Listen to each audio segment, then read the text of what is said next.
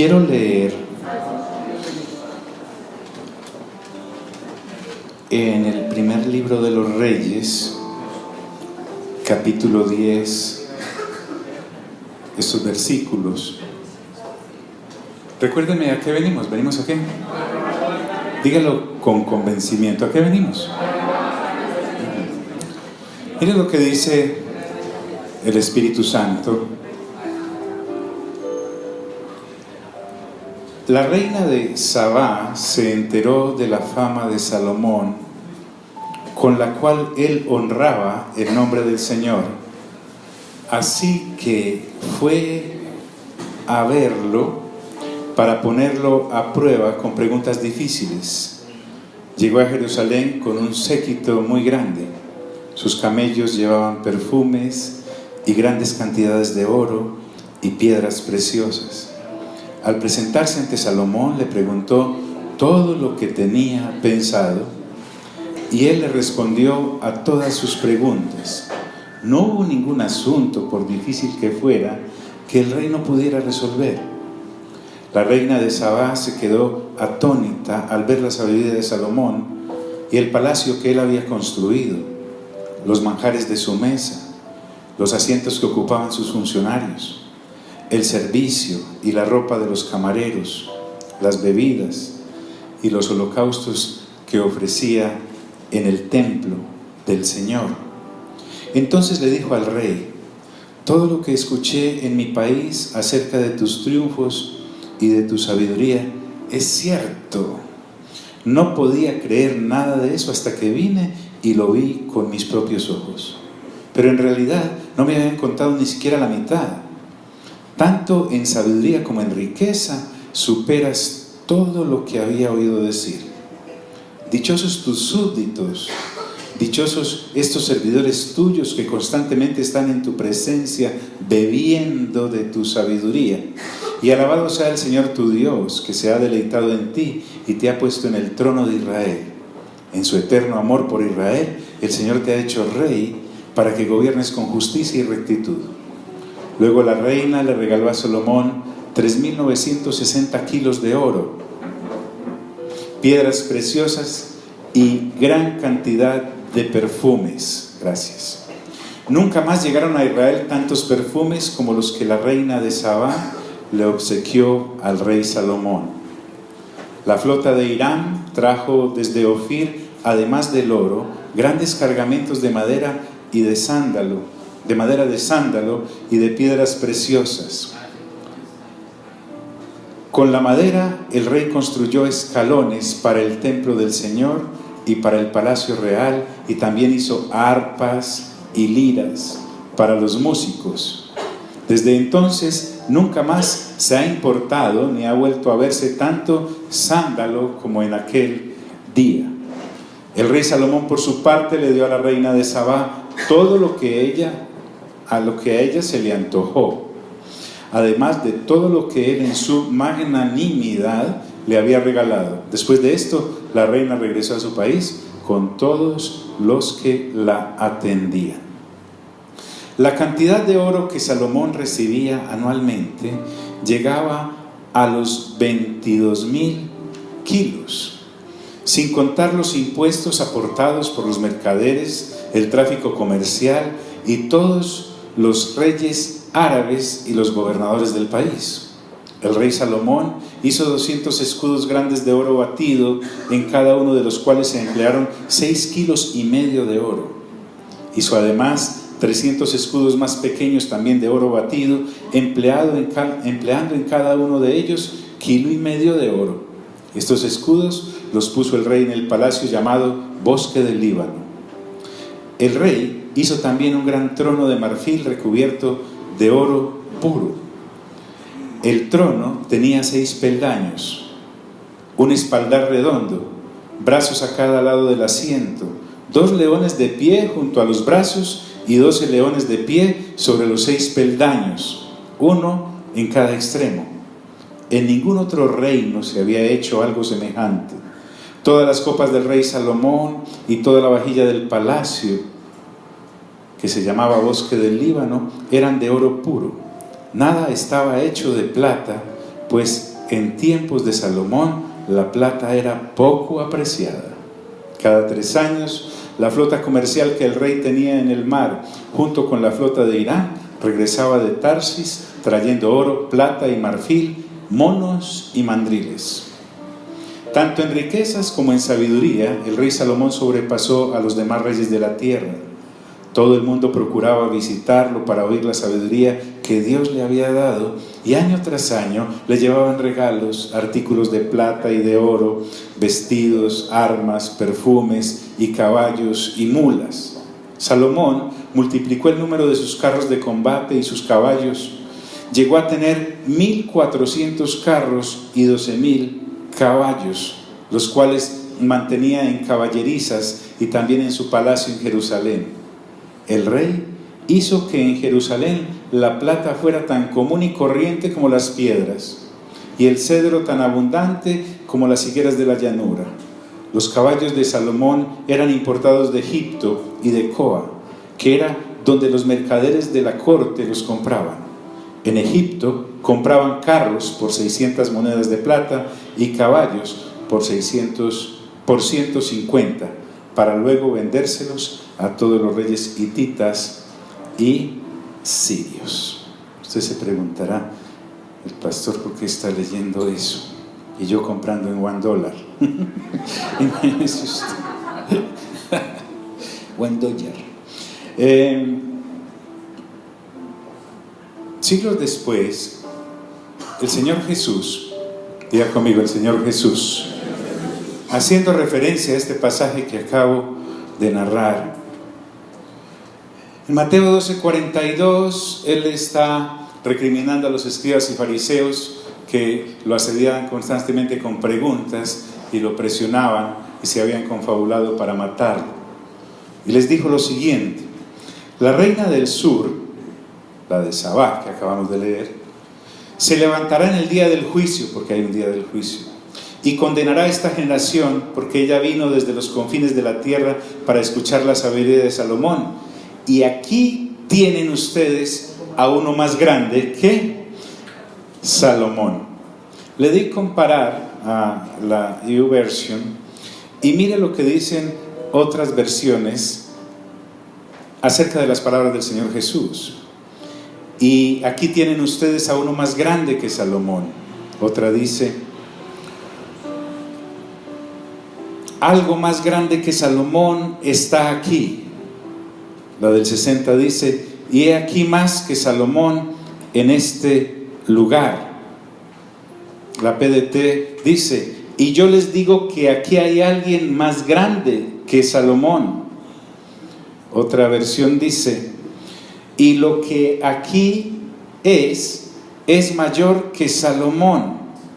Otra versión dice, esta me llama mucho la atención: pero ustedes no quieren escuchar mis enseñanzas, aunque yo soy más importante que Salomón. Y efectivamente, el Señor Jesús no está desconociendo, minimizando a Salomón, porque Él mismo fue el que le dio la sabiduría. Dice la Escritura en el primer libro de los Reyes 3, que Salomón estaba dormido y en un sueño Dios le pregunta: ¿qué quieres que te dé? Y él pide sabiduría y Dios se la da. Dios mismo, el Señor Jesús, le da esa sabiduría a Salomón. Para el tiempo de Salomón, la revelación del reino no estaba aún para entregarla, porque la sabiduría del reino el Señor mismo se la otorgó Él para traerla. Cuando el Cristo de Dios, el Señor Jesús, se hace hombre, empieza a pregonar una sabiduría que nada riñe con la de Salomón, no minimiza la de Salomón, le da su respectivo lugar, pero el que está entre nosotros, que es el Señor Jesús, es pródigo en sabiduría, es una sabiduría más grande que la de Salomón. El Señor Jesús es más grande que Salomón, pues el mismo Señor Jesús es Dios. Y quiero que capte esto. Acabamos de mirar la declaración de renta del rey Salomón, Primero de Reyes capítulo 10, léalo en casa. Son una cantidad de toneladas y de kilos de oro y de plata que usted y yo no alcanzamos a discernir. Tal vez entre nosotros los únicos que lo puedan hacer sin menospreciarnos a los demás serán el tocayo de Alejo, que han trabajado con el asunto. Pero Salomón, por ejemplo, en el capítulo 7 de Eclesiastés, ¿están aquí, amigos? Dijo: el sabio tiene presente la muerte. Sabiduría, en cada velorio lo recordamos. Pero en el Señor Jesús se nos enseña que el sabio del reino tiene presente la resurrección, que va más allá de la muerte. Salomón pudo en el capítulo 2 de Eclesiastés decir: experimenté embriagándome sin perder la sabiduría que había recibido. De cepas y de vinos aprendió todo. Imagínate. Pero el Señor Jesús en su sabiduría nos enseñó a embriagarnos con la llenura del Espíritu Santo. Algo más, Salomón bebía vino de sus viñedos y de los que le enviaban de acá de la tierra. El Señor nos enseñó a beber el vino del cielo, que es la presencia del Espíritu Santo en nuestras vidas. Salomón dijo en Eclesiastés: entre 1000 hombres no he encontrado ni un amigo. El Señor Jesús encontró 11 muy especiales y sin tenerlos que convencer con su esplendor. Salomón fue más allá y dijo: pero entre 1000 mujeres no he hallado ninguna. En la sabiduría de Salomón estamos viendo a un hombre que buscaba realizarse en su vida de pareja, no pudo encontrar. Dice la Biblia que tuvo 300 esposas y 700 concubinas. Pobre hombre. Entonces, el Señor Jesús nos enseñó que no hay necesidad de una persona para realizarse en la vida cuando tenemos la revelación del reino, porque Él asimismo se hizo eunuco para pregonar el reino.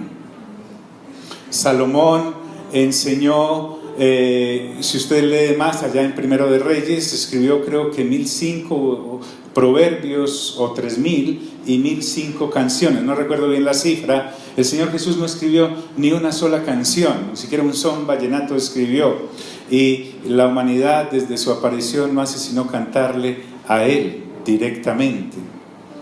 Salomón fue espléndido en riquezas y el Señor Jesús pudo decirle a quien le dijo: déjame seguirte, le dijo el Hijo del Hombre, o sea, yo no tengo ni dónde recostar la cabeza. Lo que quiero decirte es que el Señor Jesús, cuando estableció y empezó a pregonar del reino de Dios, gracias tocayo, del reino de Dios y su justicia, Él se cuidó mucho de ser sobrio en cuanto a mostrarnos que la revelación del reino y el mundo venidero en el cual hemos de vivir, donde el jefe será Él, no puede depender de las cuñas o de los soportes o de las ayudas que el sistema del mundo ofrece.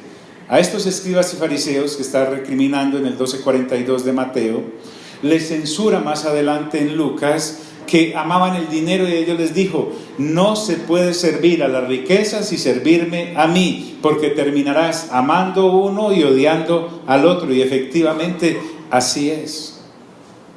Entonces, lo que quería que viéramos es que nosotros debemos ser muy cuidadosos de la sabiduría que el Espíritu Santo nos está entregando como congregación, aún en esta generación. Va más allá. Podemos dictar cátedra basados en lo que Dios le dio a Salomón e hizo, pero ese no es nuestro caso. Nuestro caso va más allá. Estas ciudades y palacios que Salomón construyó en su esplendor son nada comparados con la Nueva Jerusalén, en donde usted y yo hemos de vivir si realmente tenemos el pase para entrar, y es haber creído en Cristo Jesús y buscar primeramente su reino y su justicia. Así que cuando abramos la escritura acá, tengamos cuidado de no estar menospreciando las perlas. El Señor Jesús dijo: no le deis las perlas a los cerdos. Mire al del lado y hágale así, oink, oink, ¿sí? Porque un cerdito no es que Dios lo haya hecho malo o perverso, sino que él, por su falta de discernimiento y sabiduría, no sabe si lo que se está comiendo es una perla o un algarrobo. No distingue. Las personas que ya nacimos de nuevo debemos mirar muy bien qué clase de alimento comemos y con qué sabiduría nos alimentamos. Aún leyendo las Sagradas Escrituras podemos caer en el error intelectual de aplicar pasajes que, aunque fueron vigentes y están vigentes porque la palabra de Dios es vigente completamente desde Génesis a Apocalipsis, pero la revelación que nos ha sido entregada en Cristo Jesús va más allá que cualquier ser humano pueda generar desde su mente carnal, desde su mente caída. Entonces, por eso dice el apóstol Pedro en el capítulo 1 de su primera carta: por tanto, ceñid los lomos ¿de qué? De vuestro entendimiento. Esto significa, renueven su mente. No vayan a confundirse. Esto no es un sistema religioso, no es una religión. No se trata de llenar un espacio. Se trata de lo que realmente es. ¿De qué te sirve ser sabio? Primera de Corintios capítulo 1 y 2 nos muestra cómo Dios se ríe de la sabiduría de los griegos, cómo puede increpar a los judíos que solo querían señales. En ese capítulo 12, verso 42, en los versículos antes, el Señor Jesús le está diciendo a los judíos que solo querían señales y le pedían señales: no les daré más que la señal de Jonás, que estuvo 3 días en el vientre del pez. De la misma forma yo estaré 3 días en el vientre de la tierra y luego voy a resucitar. También se ríe de aquellos que sin revelación o por no haber nacido de nuevo derrochan su vida. Escuche la palabra, la estoy diciendo conscientemente. Derrochan su vida consiguiendo riquezas, las cuales no se pueden llevar a la eternidad, porque nada hemos traído a este mundo y nada nos hemos de ¿qué? De llevar. No se trata de acá, nunca se trató de acá, siempre se trató de allá, siempre. Está ofreciendo la sabiduría de Salomón, dada por Dios inclusive, porque no era la época de la revelación excelsa del misterio del reino de Dios. Da para pensar hasta el velorio. La gente llega al velorio, la que no ha nacido de nuevo y no ha renovado su mente, y ve partir al familiar, al hijo, al abuelo, al papá, al esposo, a la esposa, al amigo, al enemigo. Algunos van a verificar si el enemigo se murió. Y piensan que hasta ahí llega la mente del hombre. Pero la nuestra, que es la mente de Cristo, va a la eternidad. Sería Dios muy mal pensado si solo nos hubiera colocado aquí en la tierra para morir. Ahora en el reino entendemos que es para resucitar y para estar la eternidad. Escuche, la eternidad es la ausencia de tiempo. Vivimos esclavos del reloj. ¿Qué horas? ¿Cuánto demora esto? ¿Cuánto me demora en llegar allá? No puedo, no tengo tiempo. Habrá un tiempo en el que el tiempo ya no existe. Apocalipsis dice: y el tiempo llegó a su fin. Y entonces se establece el reino del Señor Jesús, el cual gobernará durante un periodo a las naciones con vara de hierro. Luego vendrá el cielo nuevo y la tierra nueva, y dice su palabra en Apocalipsis 21, versículo 1 y 2: establecerá la morada de Dios con los hombres, y ahí estaremos presentes. Entonces, cuando abrimos las cartas, como las estamos abriendo, versículo a versículo, palabra por palabra, letra por letra, estamos renovando nuestra mente para que la sabiduría que vino a traer el Señor Jesús, que dijo: he aquí más que Salomón en este lugar. que dijo, esa reina vino a escuchar la sabiduría de Salomón. Salomón no se le equivocó ni ninguna sola cosa. Yo me imagino la audiencia a esta reina, le preguntó de todo y Salomón le contestó, claro, porque le había dado la sabiduría de Dios, lógico. Pero estamos ante el mismo Dios. Qué sobrado es Dios en cuanto a humildad. Él no tuvo un séquito de gobernadores como si los tenía Salomón. Salomón dividió en gobernadores por cada tribu tenía un gobernador, y estos gobernadores venían y mes a mes le traían una serie de impuestos, etcétera, etcétera. La sabiduría que se le dio a Salomón es la que el mundo también tiene, y califica la importancia de una persona por la cantidad de personas que le sirven a esa persona. Mientras que la sabiduría que trae el Señor Jesús mide en el reino a la persona del reino, no por la cantidad de personas que le sirven, sino por la cantidad de personas a las cuales esa persona sirve. ¿Qué diferencia? Ustedes me dicen Señor y tienen razón, y si eso hago yo que soy Señor, Juan capítulo 13, cuánto más entre ustedes deben servirse los unos a los otros. El servicio. Él mismo dijo, en el sistema del mundo, la gente gobierna y se enseñorea sobre los demás. El que quiera ser mayor en el sistema del reino será el que más sirva. En el sistema del mundo la gente quiere ser primero. Si ustedes quieren ser primeros en este reino, tienen que ser los últimos. De eso se trata. Entonces, cuando Pedro nos está hablando, no nos confundamos, porque está transmitiendo las enseñanzas sencillas, sin ningún aspaviento. El Señor Jesús, que no tenía servidores, sino que Él los servía, siendo Dios, dice Filipenses 2, se humilló a sí mismo y se hizo siervo y llegó hasta la muerte revistámonos de la misma humildad. Dice, el mundo propaga la egolatría, mientras que el reino propaga la humildad, no la humillación, la humildad. Entonces, Él viene a entregar la sabiduría del cielo, la mente del Padre, la mente del Padre. Entonces, cuando Pedro dice esto, por tanto, ceñid los lomos de vuestro entendimiento, habla de que seamos sobrios y esperemos por completo en la gracia que se nos traerá cuando Jesucristo sea manifestado. Las personas no hablan del retorno del Señor. Hay una semana en que la tradición celebra la primera llegada del Señor hace 2000 años en un burrito a ser asesinado en una cruz.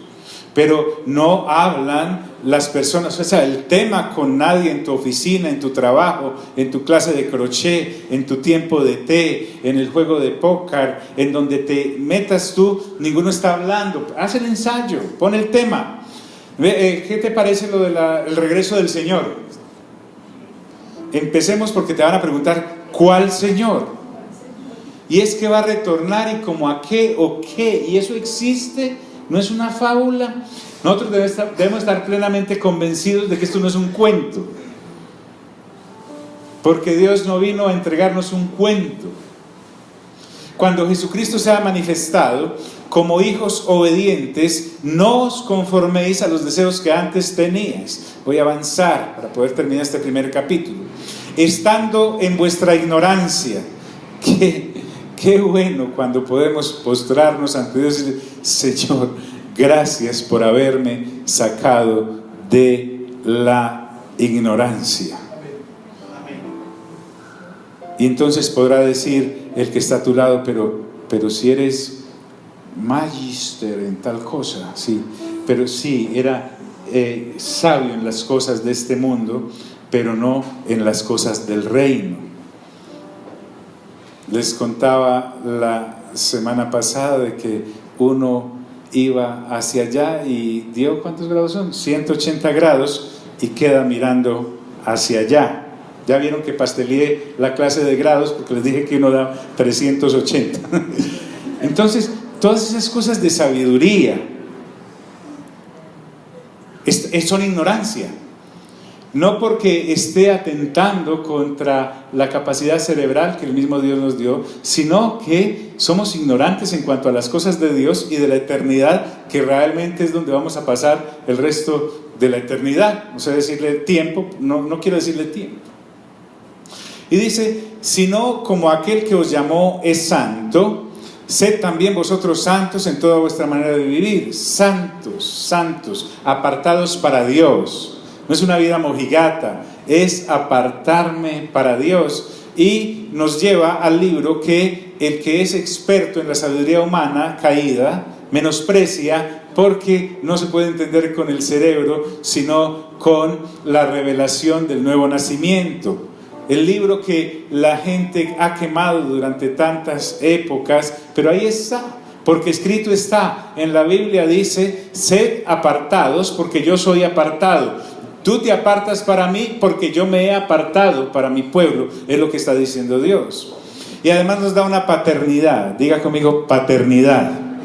Y si invocáis por Padre aquel que sin acepción de personas juzga a cada uno, conducíos en temor todo el tiempo de vuestra peregrinación.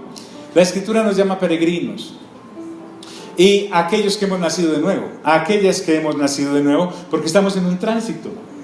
Estamos en un tránsito hacia la eternidad, estamos en un tránsito hacia la resurrección, estamos en una expectante espera del retorno del Señor. Conducíos en temor, no es de escóndanse porque Dios es bravo, sino háganlo reverentemente todo el tiempo que les falte por vivir en ese cuerpo que además debemos entregar. Todo lo debemos entregar. Este cuerpo no tiene el diseño para la eternidad, nos será entregado otro. Pon ese tema de conversación con quienes compartes, con tu misma familia, con el que duermes, con la que duermes si no es creyente. Háblale también si es creyente pero no ha renovado mente, y te va a decir, y dile, mira, toca este cuerpecito no es el que tendré en la eternidad. ¿De verdad? ¿Y cómo así? Y entonces, me estoy haciendo entender, hermanos, es hablar con naturalidad de lo eterno. Muéstrale el sobregiro, la chequera abultada, y dile, esto tampoco nos lo hemos de llevar. El circulante en el reino y en la eternidad no es esto.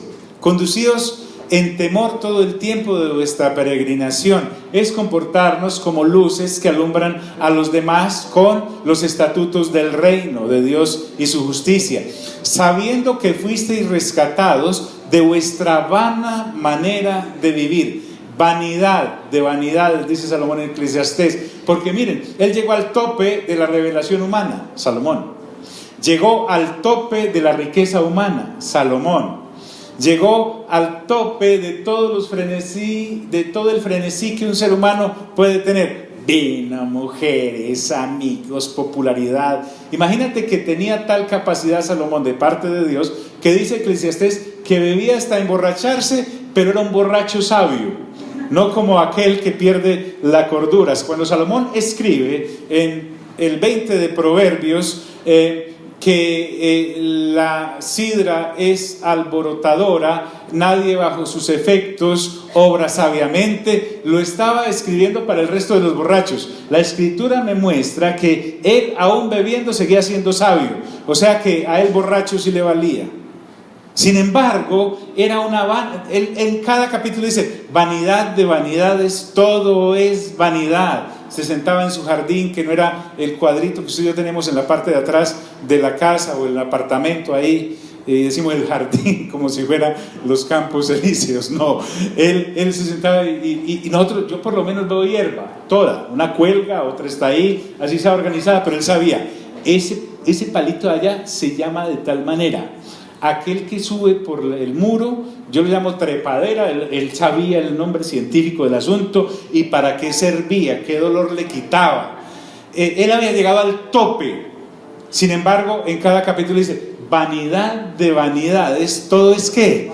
Vanidad, no me llena, hay un vacío en mí. Ya viejo, después de haber cometido toda clase de cosas y haber hecho toda clase de situaciones, en el capítulo 12 dice, todo del hombre es esto, teman a Dios y guarden sus mandamientos.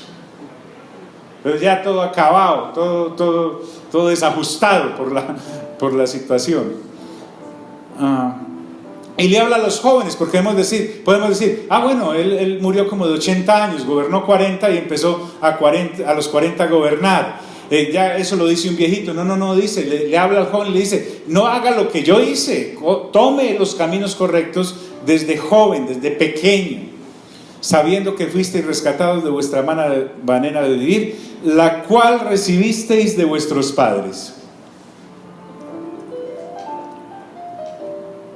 Así como el Señor Jesús no estaba menospreciando a Salomón y su sabiduría porque Él se la dio, aquí no estamos menospreciando a su papá y a su mamá, lindos ellos, que lo han traído tan lindo bebé al planeta. No, la sabiduría de nuestros padres también es limitada. Nos educaron conforme a su entendimiento. Va más allá. Pero la vana manera de vivir de la cual habla es refiriéndose a que cuando Adán y Eva, el hombre y la mujer, caen y son expulsados del jardín, toda la naturaleza de sabiduría del hombre fue pervertida. Entonces heredamos esa sabiduría de ellos. Y nuestros padres la heredaron de ellos, así que nos pasaron esa enfermedad como aquel que es hijo de una pareja que tiene alguna enfermedad infectocontagiosa y el bebé, sin haber hecho nada, recibe esa herencia. El pecado es esa herencia. Para cometer pecados, que son las diferentes especializaciones que el pecado nos ha dejado. Y mire, si no, por linda y hermosa que sea su familia, su papá y su mamá, por recatados que sean, si no han nacido de nuevo, en alguna de las obras de la carne caminan. Entonces eso lo heredamos. Pero dice que hemos sido rescatados de allí con cosas no corruptibles como el oro y como la plata. En versículos anteriores ya nos ha mostrado con ejemplos. Y mira que el oro y la plata que Salomón dice que la plata en épocas de Salomón era considerada como terrones por ahí tirados de tierra, como piedras, no era de valor.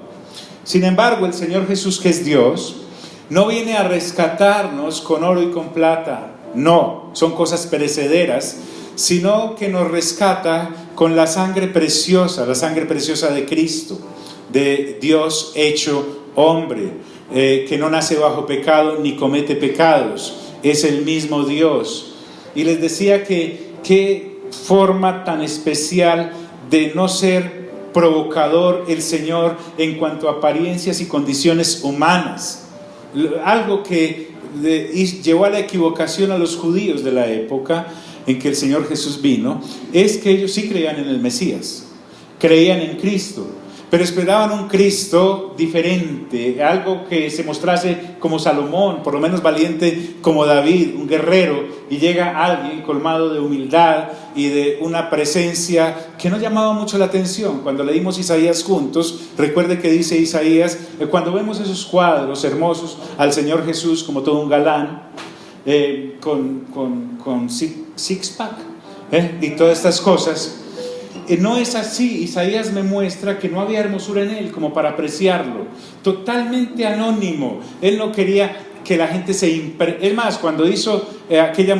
alimentación de los 15,000 en Juan capítulo 6, y la gente quería hacerlo rey del sistema humano, dice que se fue cuando se dio cuenta que querían proclamarlo rey. Él no quería ser rey del estómago de sus creyentes, él quería y quiere ser el rey de las naciones, al cual hijos e hijas, hermanos de él por la nueva naturaleza, estarán con él por la eternidad. Eso es lo que el Señor quiere.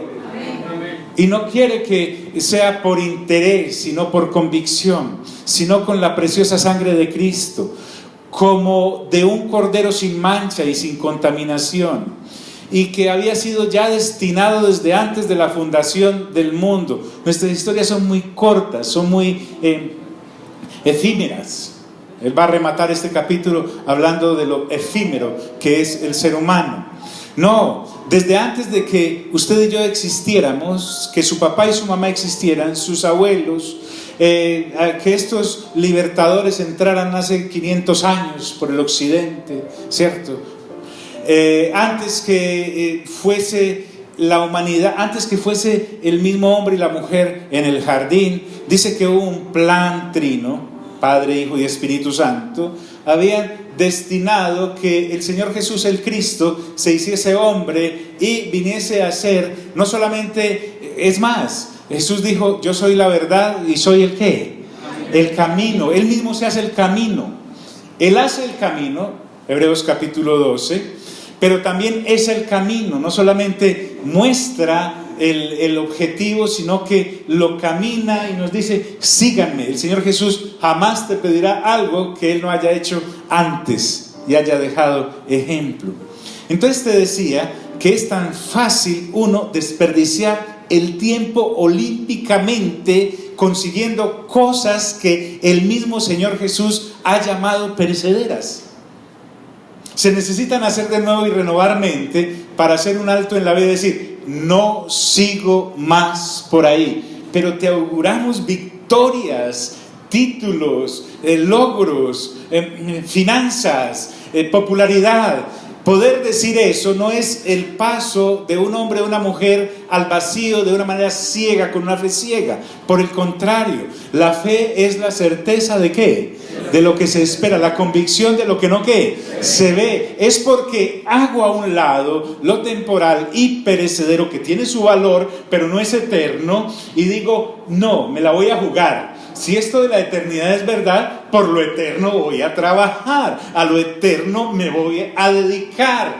No necesito que nadie me aplauda, porque esta es una cosa entre Cristo y yo. Ni siquiera es entre mi marido y yo, entre mi mujer y yo, entre mis hijos y yo, entre mi selecto grupo de amigos y yo. No, Saulo iba y todos los amigos solo escucharon un ruido y vieron un resplandor, pero el único que escuchó la voz y la siguió fue Saulo. Hay un momento en el que ser santo, que significa apartado para Dios, te toma a ti, mi hermano y mi hermana, y así no escuche mi padre o mi madre o mi hermano o mi mujer o mis hijos o en fin, yo escucho la voz y doy el paso con los ojos de la fe bien abiertos. No es un paso al vacío, ciegos. ¿Estoy haciéndome entender? Entonces, este Cristo, ya destinado desde antes de la fundación del mundo, me recuerda que mientras todo lo nuestro, la gran mayoría de cosas que hacemos es improvisada, lo de Dios nunca fue improvisado. Desde antes de que todo existiera, este plan ya estaba, y dice que ha sido manifestado en los posteriores tiempos. ¿Por qué? ¿Por qué? ¿Por qué? ¿Por qué? Por amor. Ojo, por ágape. Amor incondicional, que solo anhela el progreso y la bendición del ser amado sin recibir nada a cambio. En últimas, Dios no necesita nada de nosotros y nos extiende su amor, un amor desconocido por la raza humana caída. El ágape no fue entendido nunca desde que la raza humana cayó, solo cuando Dios le revela a los hombres en la persona de Cristo, que también es Dios, el Señor Jesús, Dios hecho hombre, y empieza a amar en un derroche de amor que la reina de Saba, escucha lo que dice, que la reina de Saba no solamente recibió lo que Salomón le había dado, sino que también lo que le pidió. Ay, señora, se fue cargada con todo. Este amor, que no es perecedero como el oro y como la plata que Salomón le dio a aquella dama, es un amor, es un derroche de amor ilimitado. Y Dios nos recuerda que todo esto, por lo menos en la parte que nos corresponde de la indemnización que hubo que pagar, el precio que hubo que pagar, la sangre del Señor Jesús derramada y entregada, es un amor enorme e incondicional que el ser humano caído no entiende. El ser humano caído entiende el amor erótico de un hombre, de un ser humano por otro. Claro, está caído. El amor filial, aquel que siente una madre, de esas madres que son madres de verdad por sus hijos, y a unos hijos que aman a sus padres de una manera impresionante, pero no se está refiriendo a ese amor. Ese amor es caído. Él viene y entrega un amor que es completamente gratuito, pero no es barato.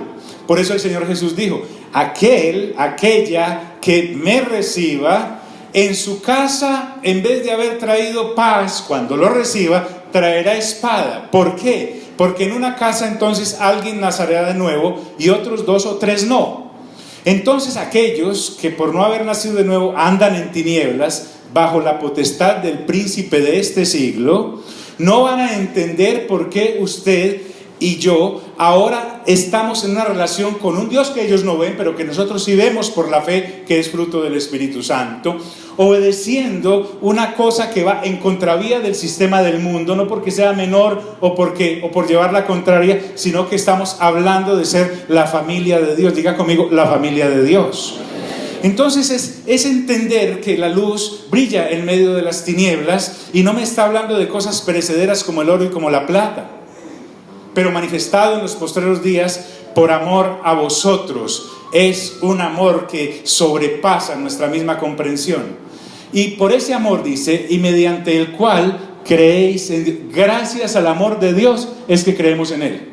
Con el amor que desplegábamos caídos, no llegábamos ni a la uña pequeña del pie de nada. Y mediante el cual creéis en Dios. Y ratifica con seguridad. Él no está dudando. Vea, quieren creer en la resurrección. Recuerde, la Biblia no es un libro para convencer a nadie. El Señor nunca dijo, voy a escribir la Biblia para que hagan un foro a ver si lo creen o no lo creen. No, el Señor Jesús simplemente está contando como Dios de suyo lo que es. A Él no le interesa ni le importa si usted y yo creemos o no creemos. Dejemos de ser igualados por Dios. Entonces, Dios dice que al Cristo lo resucitó de los muertos y le ha dado gloria. Es que recuerden que el Señor Jesús no es que se ganó un puesto, es que cuando Él se hace hombre, dejó un puesto en la Trinidad, se hace hombre, está 33 años y pico acá como ser humano en la tierra, y luego cuando cumple todo el plan del Padre y que participa de ese plan del Padre, la redención de la raza humana caída y de los que han de creer en Cristo Jesús, entonces una vez Él ha cumplido todo esto, miren que Él no está todavía en la cruz, y en Juan 17 dice, he acabado la obra que me diste. Cuando uno es ciego en cuanto al egoísmo de la renovación de entendimiento, uno piensa que el Señor Jesús vino por mí, mi Jesús, solo qué tan valioso seré yo que Él vino por mí. No. En Juan 17, que no lo han asesinado en la cruz, dice, he acabado la obra que me diste. Lo que acordamos entre nosotros tres, Padre, Hijo y Espíritu Santo, ya está realizado. Entonces una vez Él es asesinado en la cruz, sepultado, Él resucita y vuelve a estar a la diestra del Padre. Esteban, cuando es apedreado, el cielo se abre y dice, veo, diga conmigo, veo. Y entonces ve al Padre en el trono y al Señor a su diestra. Él ha vuelto a ser colocado en la gloria que el Padre le había dado. He vuelto a tu lado, amado Padre. Entonces, basados en esto, podemos entender lo que Pedro nos dice. Para que vuestra fe y esperanza sean ¿en quién?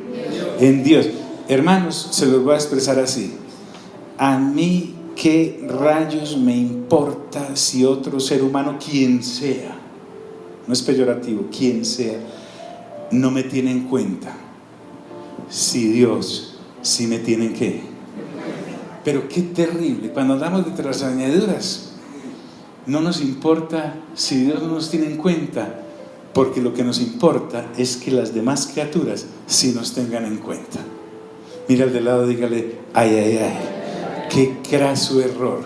En el sistema del mundo siempre estamos fingiendo, en el sistema del mundo siempre estamos aparentando, con Dios no, y le damos la espalda con una facilidad, queremos logros, etcétera, pero no, conscientemente tenemos que dedicarnos a la especialización de especialidades, que es ser personas sabias en los asuntos del reino de Dios y su justicia, del eterno, del mundo venidero en el cual hemos de vivir, donde el jefe será otro. ¿Qué me importa a mí lo que el mundo diga de mí? La apariencia a mí no me interesa. Si a alguien no le importaba la apariencia, era el Señor Jesús. Se sentaba con publicanos y lo criticaban, se sentaba con prostitutas y lo criticaban, se sentaba con borrachos y lo criticaban, se sentaba precisamente con los que necesitaban de él, porque el Señor Jesús no vive de apariencia, no necesita, el Señor Jesús no necesita la retroalimentación de un ser humano, porque Él es Dios. Lo tremendo es que al nacer de nuevo, usted y yo tenemos su naturaleza, no somos dioses, pero tenemos la naturaleza divina, y ahora entonces mi relación es con Dios, completamente con Dios. Mi valoración es el Señor Jesús lo dijo de esta manera: gloria de otros seres humanos no recibo. ¿Me hago entender? ¿Aló? ¿Están aquí, amigos? Recuérdenme, ¿a qué es que venimos? ¿A qué? A renovar la mente, para que vuestra fe y esperanza sean en Dios, habiendo purificado vuestras almas por la obediencia. Ojo, obediencia acá no es que yo era borracho y dejé de beber, que era ladrón y dejé de robar, que era fornicario y dejé de fornicar, que era adúltero y dejé de adulterar, que era chismoso y dejé de chismosear. No. Esas son obras de la carne por haber nacido bajo pecado. La obediencia acá es, por encima de todo eso y por la gracia que el Espíritu Santo tiene al permitirme verlo, es que el Señor Jesús dijo: yo soy el camino y soy ¿qué? Y soy la ¿qué? La vida. Entonces, obedecer es, Dios el Padre acaba de decir que solo puedo tener comunión con Él, comunicarme con Él, si creo en Cristo Jesús como representación total de todo su querer, y que el Espíritu Santo, al sellarme con su presencia por haber creído, me va a llevar a toda verdad. La verdad no solamente es la persona del Señor Jesús, sino que la verdad también es su palabra. Si usted no se ha dado cuenta, seguro que sí, por nuestras grandes capacidades de deducción, en este muro, en esta pantalla, solo exponemos lo que aparece en la palabra de Dios. El día que usted me ve aquí sacando los puntos que dice fulano de tal, el gran pensador, inclusive Salomón, ese día, por favor, me pegan con algo, porque estoy equivocado. Aquí estamos exponiendo la palabra de Dios, que es la verdad. Diga conmigo, la palabra de Dios. Ni siquiera la estamos estudiando, la estamos leyendo, porque esto no es para estudiosos. Estudiosos fueron los que mataron al Señor Jesús, habiendo purificado vuestras almas por la obediencia a la verdad. Y le da toda la gloria a la Trinidad. ¿Mediante quién? El Espíritu Santo. Solo puedo llegar al Padre por la obra que Él ha determinado en el Señor Jesús, y solo puedo ver la obra del Señor Jesús y perseverar en ella por la labor del Espíritu Santo. Al perseverar por la labor del Espíritu Santo, entonces ahora soy no solamente destinatario del amor de Dios, sino que soy distribuidor del amor de Dios. Y ahora Pedro lo que nos va a bajar es del tercer cielo a la ubicación terrenal que ahora tenemos. De acuerdo con lo que hemos creído, entonces vamos a proyectarnos en nuestra vida de comunidad. No solamente con los que ya creen en Cristo y renuevan mente, sino con los que creen en Cristo y andan todavía antojaditos de las cosas del mundo. Y también con aquellos que no han nacido de nuevo. Nosotros debemos ser los mismos, con los maduros en la fe, con los inmaduros en la fe y con los biches que ni siquiera han nacido. Entonces, cuando Dios me ha tocado, dice, para el amor fraternal, ¿no qué? Se acabó la vida de apariencias. Amor fraternal, ¿qué significa? ¿En qué sentido me lo está entregando? No hay nada impostado en mí. Ya no tengo que aparentar nada. 4:13 de Hebreos dice que todas las cosas están ante Él desnudas y abiertas. Yo ahora puedo ser lo que el Señor me ha entregado para hacer, no tengo que fingir nada, porque la que ha nacido de nuevo, nueva criatura ¿qué? Es. Las cosas ¿qué? Viejas pasaron, he aquí todas son hechas nuevas. Entonces por eso dice que Pedro dice, dejemos nuestra vana manera de vivir. Pablo dice, las cosas viejas pasaron. Es lo mismo. para el amor fraternal no fingido. Cuando habla de fraternidad es que hay una comunión, que yo puedo dispensar a todos, aun a mis enemigos. Y ese amor que es el ágape dice: amaos unos a otros, ¿de qué manera? Entrañablemente. Diga conmigo, entrañablemente. Tenemos un pacto en familia, y es que algunos, especialmente yo, soy muy chispita, se me vuela muy fácil la cosa. Entonces a veces hay discusiones entre nosotros. Las discusiones nuestras son ridículas porque discutimos por unas tonterías. Y claro, uno se exacerba, los humos le salen. Pero entonces nos dimos cuenta de eso e hicimos un pacto. Por fuerte que sea la discusión, por difícil que sea la diferencia, recordemos que nos amamos y que este es un momento pasajero en el cual gobernaremos el carácter por la presencia del Espíritu Santo en nosotros, y así que nuestro amor es incondicional. Y entonces esos lapsos ¿ha visto esas personas que en familia, estamos hablando en familia, diga conmigo, en familia, sí, no sé, yo sé que no pasa acá porque uno ve la santidad ahí, es densa, entonces uno ve, si los ángeles tienen plumas, aquí se ve la señora que barre acá, estuviera en el plumero que barre cuando se va. Como somos nuevas criaturas y sabemos que estamos en esos lapsos de ira, de rabia, se han acortado de una manera tremenda. Mientras uno va madurando en este caminar, un esposo con una esposa se dejan hablar días, escuche, días, o un hijo con una hija. Si ya de antemano ponemos este amor ágape, que es ¿de dónde? Entrañable. Dice, amaos, estoy solo colocando un ejemplo porque sé que no saben de qué estoy hablando, es para los que escuchan la grabación. Dice, amaos unos a otros, ¿qué dice? ¿Qué dice? Entrañablemente, de corazón.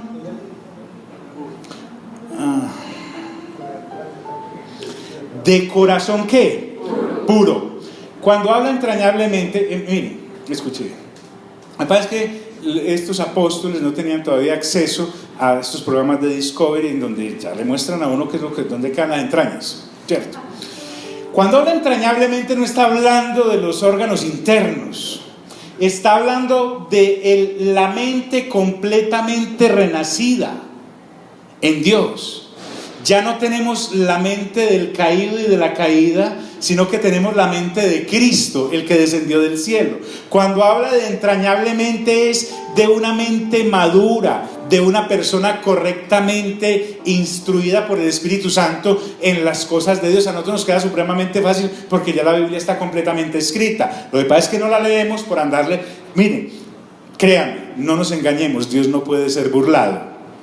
Cuando nosotros no tenemos mente renovada es porque no le dedicamos tiempo por lo menos a la lectura juiciosa de la palabra, y no le dedicamos tiempo no porque seamos irresponsables con las cosas que tenemos que hacer. Eso significa que estamos siendo muy responsables con las cosas que tenemos que hacer porque no tenemos la mente renovada y todavía seguimos. Hay personas que no van a sus servicios en otras congregaciones o llegan tarde a sus servicios en otras congregaciones porque estaban muy ocupadas en las cosas temporales. Hablemos así, a calzón quitado.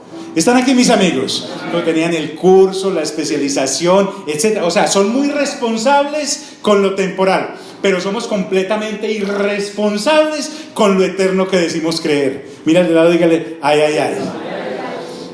No estoy bravo, no, sino que es una observación solamente que uno puede hacer una observación, pues no llevamos 30 años juntos. Entonces, amaos unos a otros, entrañable ¿qué? Y dice, de corazón puro. Esto de corazón puro es importante. Yo quiero, me da una lidia terminar este capítulo. Quiero que recuerde esto. Voy a empezar desde ahí. Para que vuestra esperanza, fe y sean en Dios. Es que yo tengo que defender una posición que me ha sido dada al creer. Y el Espíritu Santo quiere que yo le agrade al Padre en todo.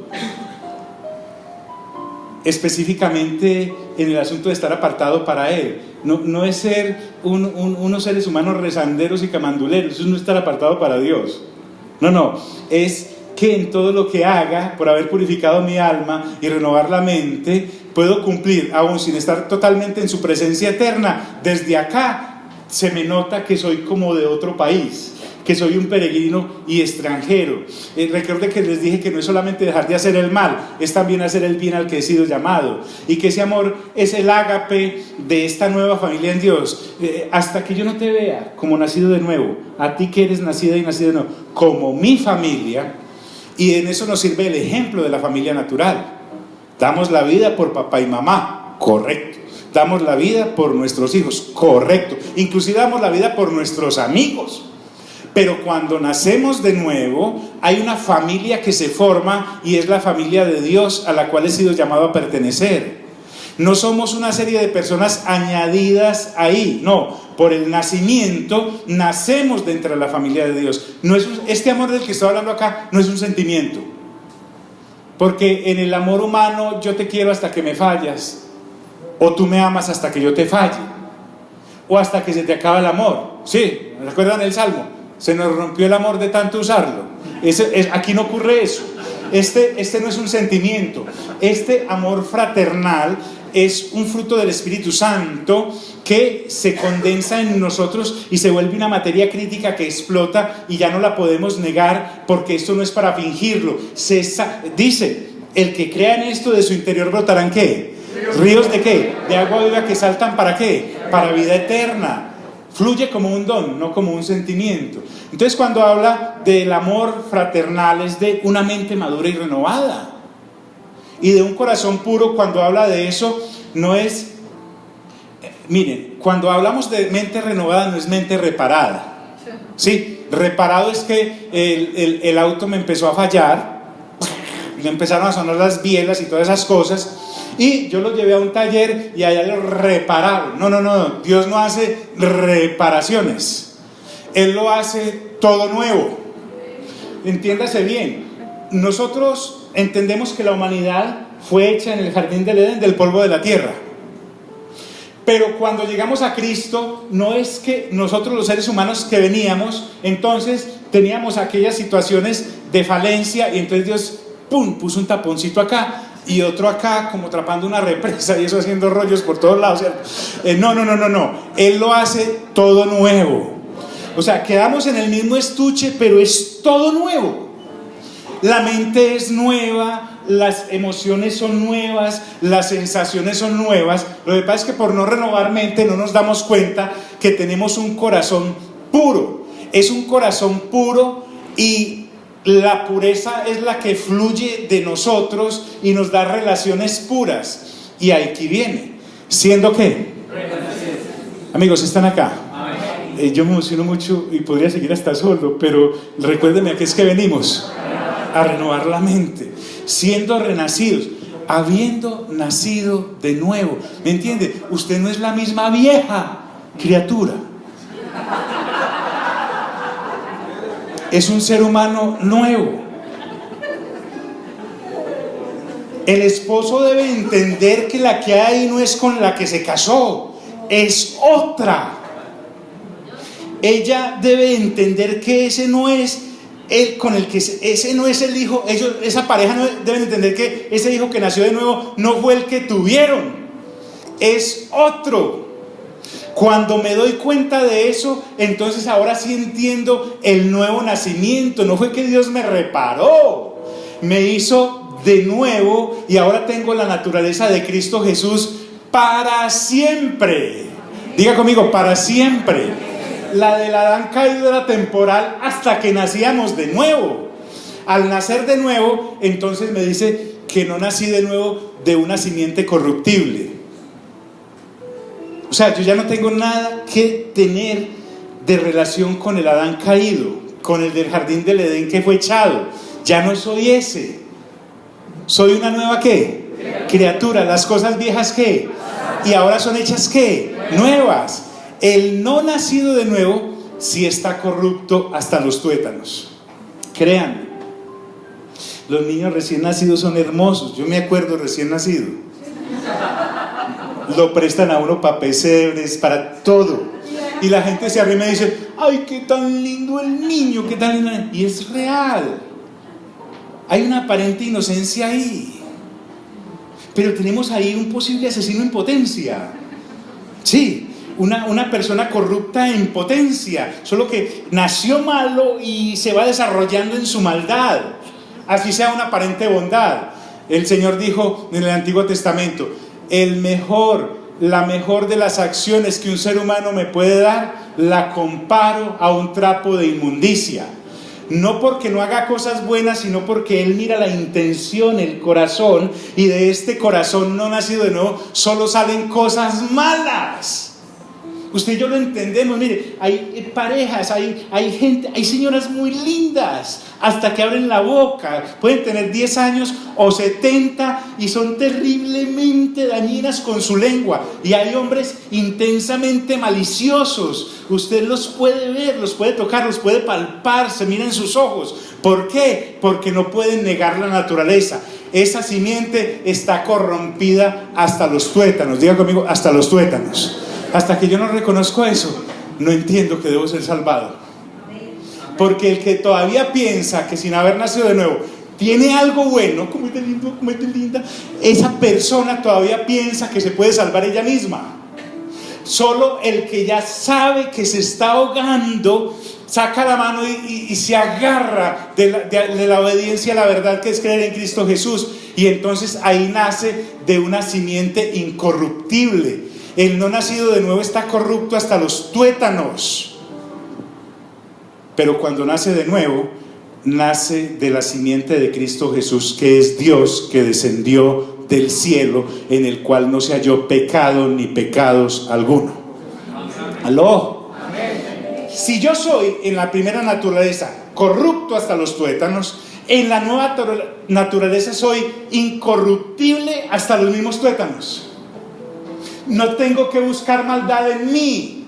Esas predicaciones obscenas en cuanto a la perversidad de la santidad nos atan a la tradición de la culpa, y están buscando escarbar en aquel que murió al haber creído. Cuando yo creo, nazco a la nueva naturaleza, y lo que el predicador de el reino de Dios y su justicia, de la simiente incorruptible, debe procurar es entregar las escrituras, porque todo lo que les estaba hablando está en las escrituras, para que esa nueva naturaleza incorruptible que hay en ti por haber creído en Cristo Jesús se desarrolle, porque dice que el reino de los cielos es semejante a la semilla de mostaza, que es la más pequeña de todas las semillas, y entonces crece esa hortaliza de pequeña hasta hacerla más grande en el campo, y vienen y habitan en sus ramas los pájaros, y se cubren bajo su sombra las bestias del campo. Así es el reino, hay que hacerlo crecer en nosotros.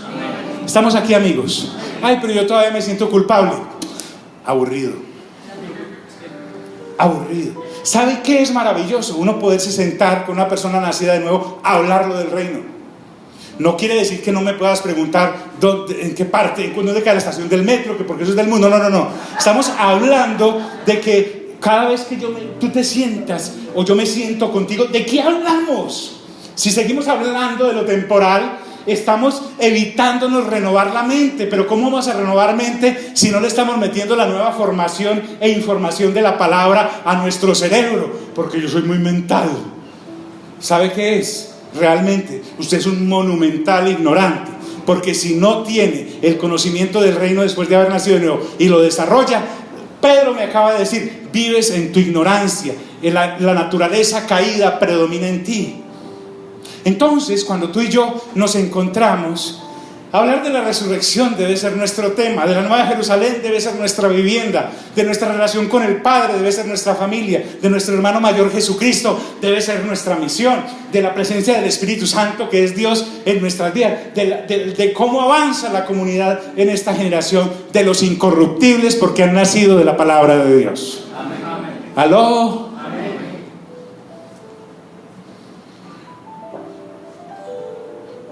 ¿Cómo nacimos? Por la palabra de Dios. Diga conmigo, por la palabra de Dios.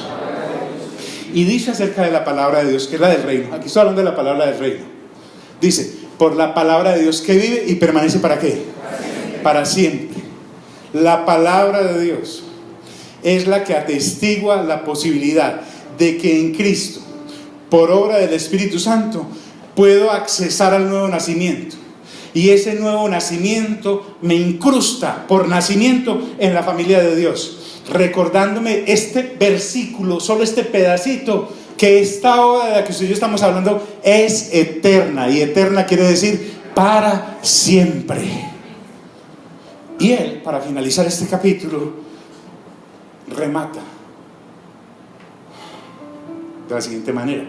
Después de que ha hablado de esta manera de la simiente incorruptible, del renovar, del renacimiento, vuelve a lo que el sistema de los no nacidos produce. Dice, porque toda carne es como ¿qué? Cuando habla de toda carne, está hablando de que todo lo humano que es caído por haber nacido bajo pecado y cometer pecado, todo, diga conmigo, todo lo humano que es caído y además se caracteriza por ser transitorio, se cae de suyo cuando entramos a la presencia de Jesús por el nuevo nacimiento, que solo nos ofrece cosas eternas, nada más. Y además dice, pero mi nombre, el gran renombre, ¿sí? Bueno, hablemos de eso. Y toda gloria, ¿de qué? Es como ¿qué? Como la flor de la hierba.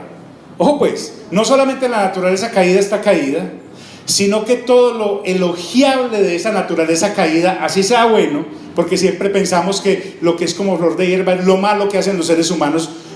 Los seres humanos que no han nacido de nuevo, por estar caídos, aún lo bueno que hagan no les puede ser tenido en cuenta, porque esa moneda no es circulante en el reino de Dios. Solo puede ser tenido en cuenta lo que fluye del nuevo nacimiento. Y por eso dice que todo lo de esa naturaleza humana caída genera cosas superfluas y vanas. Habla de la grandeza del hombre, habla de sus logros, como es de guapo, como es de guapa, qué inteligencia. Dios dice a través de, porque es el Espíritu Santo que está hablando, no se confunda, no es el pescador Pedro, él es el instrumento, un nacido de nuevo. Y toda la gloria del hombre es como flor de ¿qué? De hierba. Y sentencia, la hierba se seca y la flor se cae. Lo que quiere decir que todo el mundo y todo lo del mundo, con su forro y su contenido, se resume en una palabra: a la presencia de Dios. Cuando llegamos con eso, la respuesta de Dios es nada, no se oye nada, no se ve nada, no sirve para nada, es la nada. Y sería injusto si no nos hubiera dado la verdad en Cristo Jesús, porque si no se hubiese manifestado hace 2000 años, en los posteriores tiempos, la presencia de Jesús como Dios sobre la faz de la tierra para los hombres, escuche bien, ahí sí podríamos decir, no, Señor, yo he regalado tantas cosas y he hecho tantas donaciones y etcétera, y me metí en esto fue por sacar adelante a mi familia. No, ahí sí tendría razón y te diría, pase, escoja apartamento, bien pueda. Pero resulta que Él cerró la puerta a toda la gloria humana y a toda la vanidad humana y les dijo, solo en Cristo Jesús, mi Hijo, hay reconciliación conmigo. Así que todo lo que no sea a través de Él y por Él y para Él es hierba seca que se cae también su flor. No solo la hierba, sino la florecita que sale. Así que la próxima vez que esté por ahí tirado en la hierbita, sí, observe las maticas y empiece a mirar si solo estás produciendo hierba y flores que hoy están y mañana están. Pero lo que ofrece el reino, dice, más la palabra del Señor, ¿qué? Dígalo, ¿qué? Permanece para siempre. En otras palabras, crecidos a su estatura es la meta de Dios después de que hemos nacido de nuevo. Dios no se complace con menos que la imagen de su Hijo viviendo en nosotros. Y no estoy hablando del escapulario. Es el carácter de Jesús en nosotros. Diga conmigo, la palabra del Señor permanece para siempre. Y entonces Pedro termina este capítulo con esta palabra, que no puedo decir sobrado porque no era petulante. La petulancia se le acabó cuando el gallo cantó. ¿Recuerdan eso? ¿Recuerdan que arrancamos esto diciendo, este no es el mismo Pedro del gallo? Siempre me he imaginado que Pedro cada vez que veía un gallo decía, quítame el gallo de ahí, ¿cierto? Bueno, entonces Pedro dice, por esto dediqué mi vida a esta situación. Es que no crean que Pedro era un pelagatos así como su pastor, pues que lo único que tenía tierra en el ombligo. No. El tipo tenía unas barcas llenas de peces, trabaja con su papá y con su hermano, y eso estaba bollante cuando dejó la cosa. Él puede que Harvard no tuviese, pero plata sí, correcto. Dijo, y por esto yo dejé todo. ¿Por qué? Porque para anunciar esto del reino no me puedo enredar en nada más. Y para exigirle a la gente que lo escuche que no se enrede en nada más, yo no me debo enredar en nada más. Y dice, y esta es la palabra que por el Evangelio os ha sido anunciada. Lo que quiero decirte es que las buenas nuevas de las que tú y yo hablamos son estas, las eternas, las que Dios ha colocado en Cristo Jesús y duran para siempre. Póngase en pie, por favor. Entonces, esto que estamos hablando no es una palabra opcional. El Evangelio que estamos anunciando no es un evangelio, es el evangelio. No hay más. Pero yo he escuchado otro. Ese no es el evangelio. Cuando Dios nos permite entrar a Gálatas, que es lo que veremos a continuación de Pedro, si el Padre nos da la vida, vamos a ver que Pablo dijo, si alguien viene a anunciarles un evangelio distinto al que les hemos predicado, si es un ángel caído, si es un hombre diciendo que es un enviado, es un anatema, el tipo es maldito, porque si están anunciando otro evangelio que este que les estamos anunciando, es un evangelio pervertido. Ese no es el evangelio. La palabra que estamos anunciando es la verdadera, no es opcional, no es una de tantas, es la única de parte de Dios. No hay más franquicias. ¿Me hago entender, amigos? Ok. Diga conmigo, Señor, gracias por la naturaleza incorruptible de la cual me has hecho nacer, que me ha librado de la naturaleza corruptible que había recibido de mis padres, que a la vez recibieron de sus padres, que a la vez recibieron de sus padres hasta llegar a Adán caído.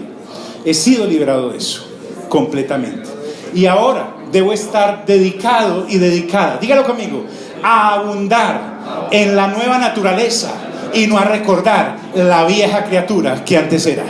Líbrame, Señor, de caer en ese error y de someterme a enseñanzas que me metan en ese error. Amén, amén y amén. Dios nos bendiga a todos.